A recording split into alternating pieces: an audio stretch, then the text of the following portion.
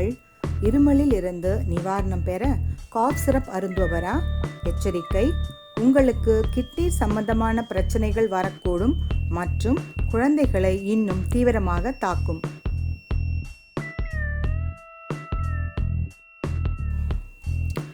சமீப காலமாக காம்பியாவில் சிறுநீரகம் பாதிக்கப்பட்டதினால் 66 குழந்தைகள் இறந்துள்ளனர். இந்தியாவில் உற்பத்தி செய்து மேற்கு ஆப்பிரிக்காவுக்கு இறக்குமதி செய்யப்பட்டுள்ள காஃப் சிரப் அதாவது இருமல் மருந்து இதற்கு காரணமாக இருக்கலாம் என்று வேர்ல்டு ஹெல்த் ஆர்கனைசேஷன் கூறியுள்ளது. இந்தியாவில் ஹரியானா மாநிலத்தில் சோன்பெட் என்னும் ஊரில் இயங்கிக் கொண்டிருக்கும் மெய்டன் ஃபார்மா லிமிடெட் கம்பெனியில் ஏற்றுமதி செய்துள்ளதாக கண்டறியப்பட்டுள்ளது. இதனைத் தொடர்ந்து 4 மருந்துகளை காம்பியா கவர்மெண்ட் தடை செய்துள்ளது.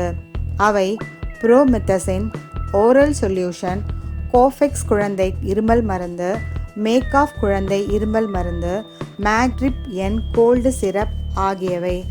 WHO நிறுவனம் லெபார்டரியில் இதை ஆராய்ந்தபோது டைஎத்திலின் கிளைகாலும் எத்திலின் கிளைகாலும் அளவுக்கு அதிகமாக கலக்கப்பட்டுள்ளதாகவும் இந்த சிறப்பை உட்கொள்வதினால் தலைவலி, சிறுநீர் கழியாமை, வயிற்றுவலி, வாந்தி, வேதி, மூளை, குழம்பிய மந்தநிலை மற்றும் சிறுநீரக பாதிப்பு ஆகிய உபாதைகளை உருவாக்கி மரணத்தை விளைவிக்கும் என்று கண்டுபிடிக்கப்பட்டுள்ளது.